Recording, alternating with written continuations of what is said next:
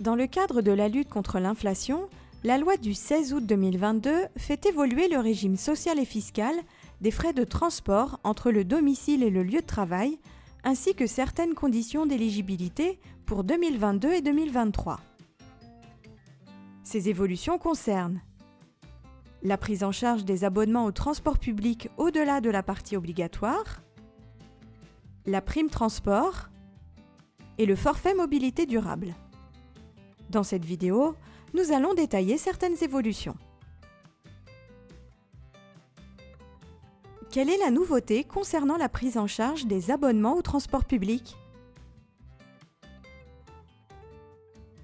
Pour rappel, l'employeur a l'obligation de prendre en charge 50% des abonnements au transport public souscrits par les salariés pour leur déplacement entre le domicile et le lieu de travail. Ce remboursement est exonéré fiscalement et socialement dans la limite de l'obligation légale. Pour les années 2022 et 2023, l'employeur peut, s'il le souhaite, prendre en charge le coût de l'abonnement au-delà de l'obligation légale de 50%. L'exonération fiscale et sociale se fera dans la limite de 75% de la valeur totale de l'abonnement. Quelles sont les nouveautés concernant la prime transport et le forfait mobilité durable pour 2022 et 2023 ? La prime transport permet à l'employeur de prendre en charge les frais de carburant, essence ou diesel, et les frais d'alimentation de véhicules électriques, hybrides rechargeables ou à hydrogène.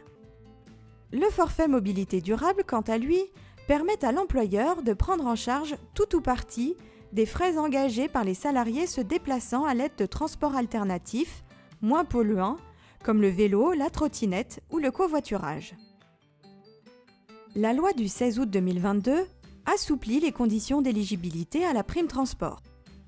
Auparavant, cette prime ne pouvait être versée qu'aux salariés contraints d'utiliser leur véhicule, par exemple si les transports publics sont inexistants ou si les horaires de travail ne permettent pas de prendre ces transports.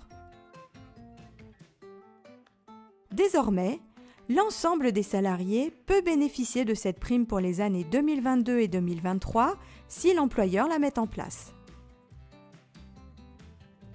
Par ailleurs, la limite d'exonération fiscale et sociale pour les années 2022 et 2023 de la prime transport et du forfait mobilité durable est relevée à titre dérogatoire à 700 € par an, dont 400 € maximum pour les frais de carburant et d'alimentation.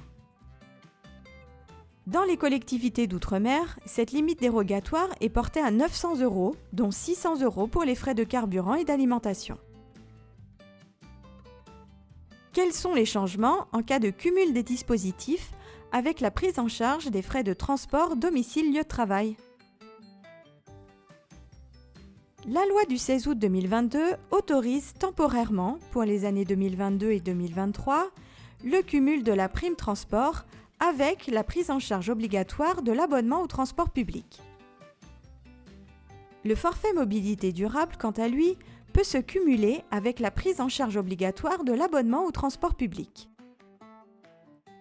Dans ce cas, les sommes versées par l'employeur seront exonérées, dans une limite globale de 800 € par an et par salarié, ou à hauteur du montant du remboursement de l'abonnement au transport public si celui-ci est plus élevé. Il s'agit d'une mesure pérenne qui s'appliquera dès l'imposition de revenus 2022. Prenons l'exemple de Marie, qui bénéficie de la prise en charge des frais de transport public par son employeur à hauteur de 20 € par mois.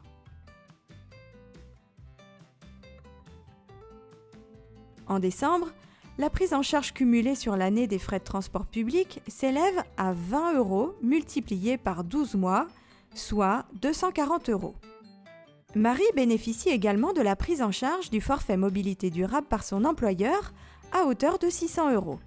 Souvenez-vous, la limite d'exonération globale pour ces deux dispositifs est de 800 € par an et par salarié. Par conséquent, le forfait mobilité durable peut être exonéré de cotisations sociales et d'impôts à hauteur de 800 € moins 240 €, soit 560 €.